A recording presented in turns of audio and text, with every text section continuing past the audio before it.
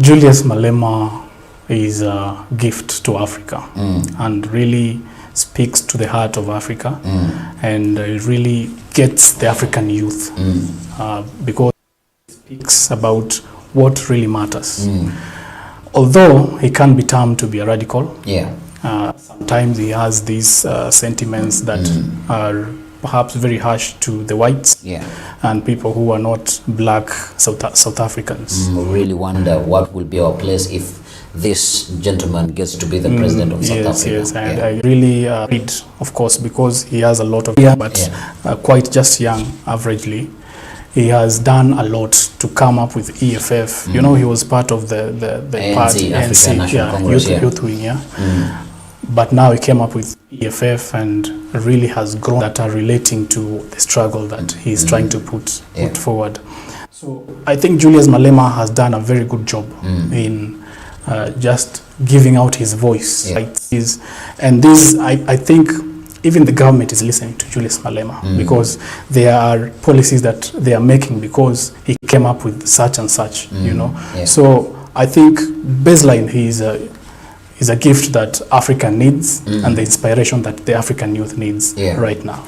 Indeed, he is an inspiration, and when I hear him talk, probably my departure with him, as you have mentioned, there are so many hard stances that he touched on that. But don't you think that it is not? Would you say that it is false hope that all these different African leaders are giving to its people? Because I would be very scared.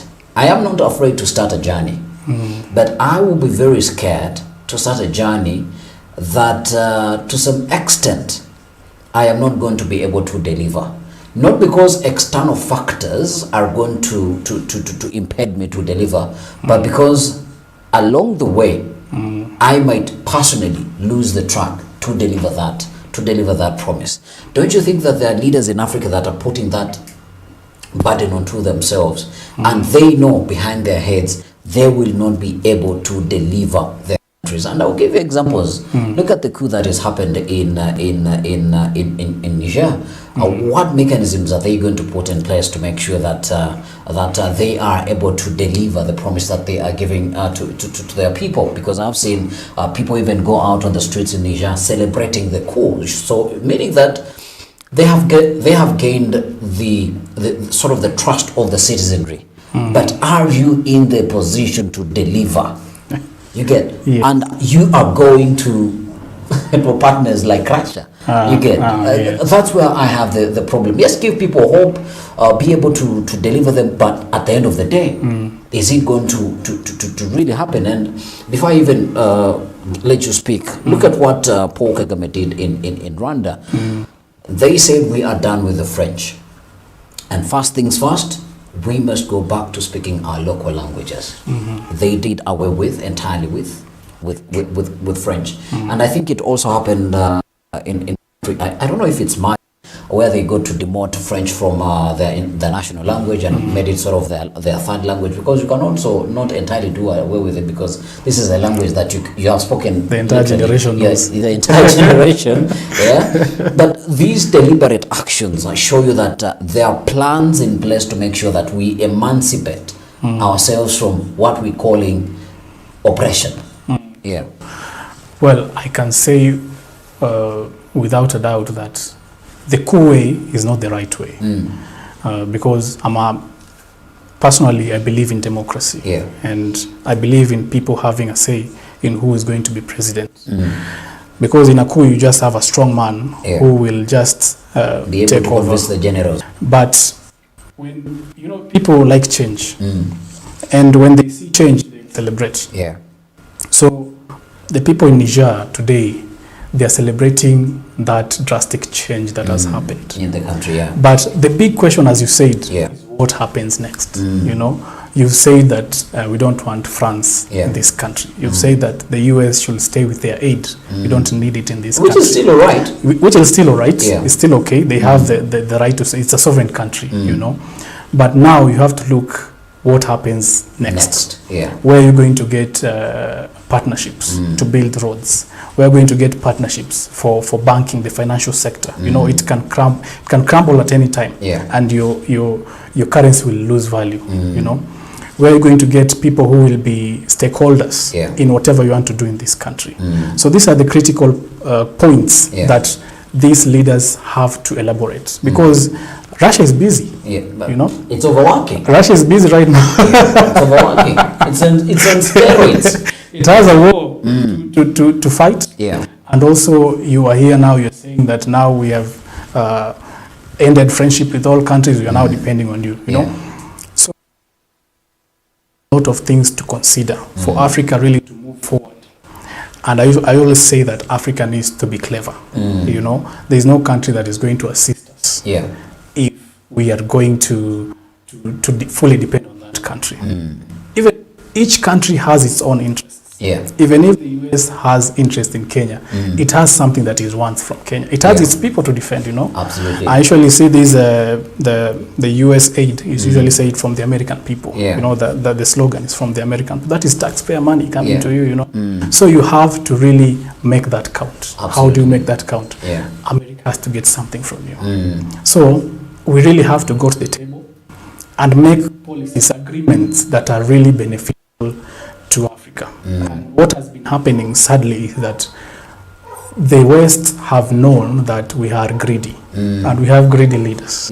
So they will come and just make deals with families. They'll make deals at personal level. They say that we'll give you, that is barely corruption, you know. We'll give you this if you let us do this.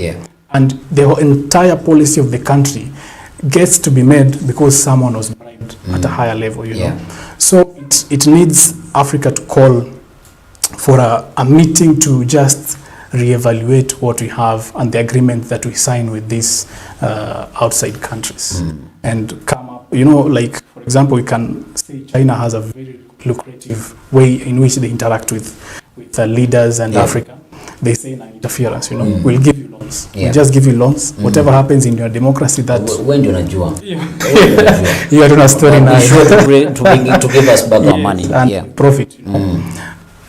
That strategy, well, it can work, but, you know, they don't follow up the money and see how it was used, you know. And then the other thing is that they will give you the money, or they'll give you the tender, and then they'll bring up their people to work. To deliver the tenders. They earn the salary from the money they gave you. You know? Sure business. So we really need to understand these agreements that you're making with the West. As much as they'll benefit, let us also benefit. That is what we need to do. This might be a radical view, and this might be my parting shot. Go ahead. But the sooner we do it, the better. To some extent, Africa needs to cut itself from the entire world. It really does. And just go black for some years, so that it can re-strategize, so that it can rethink its position in the world. You cannot have the youngest generation. You cannot have the richest soils in the world. You cannot have the world's biggest minds in the entire world, and you are where you are as Africa. It is sad. It is pretty sad. It is very sad. And the earlier our leaders say it, and probably the earlier that we believe as citizens of our own African countries that we can take back some of this power, the better. And the question that I wanted to ask you, which I will allow you to do research about it. Can't we really reinvent the wheel on democracy? Because I think that is the animal that is eating Africa. When you look at the West, they can teeter with how they feel and what they think democracy is. But in Africa, it is bogged down our throat. And I think in those lines is where Africa's biggest problems are. Absolutely. Absolutely. Because we are tied to a system that is foreign. And we have people who are now the super constitution, you know, just above our constitution, and they'll tell you this is democracy and this is not democracy. So we really need to jiteka mkutano, wanasema hivyo, and reevaluate ourselves, see what Africa needs, see what Africa deserves. of course, we have to do trade with other countries, you know. But at the end of the day, what are these agreements? What are these trade agreements? If we're going to look at these agreements 10 years from now, are we going to be surprised that it is Kenya that signed this, you know? So that is the important thing that Africa needs to do. And Africa also has to look at the future, because we have a future. We have our children and our children's children. We have to make deals that will also support our future, not only looking at now, but also our future. I say no also to the trade, because as you're trading with somebody, you know, in trade there is a loser and a winner. They have to. Yeah, there is a true loser, and probably people have different views about Idi Amin Dada, but I liked the philosophy that he had. If you want Ugandan coffee, I'm not going to bring it to you. Come for it in Uganda. Exactly. Those are the agreements now. And those are the agreements that we are looking at. Yes. And if you're not going to come for it, I am going to take it to Mombasa and I will sell it to Kenya.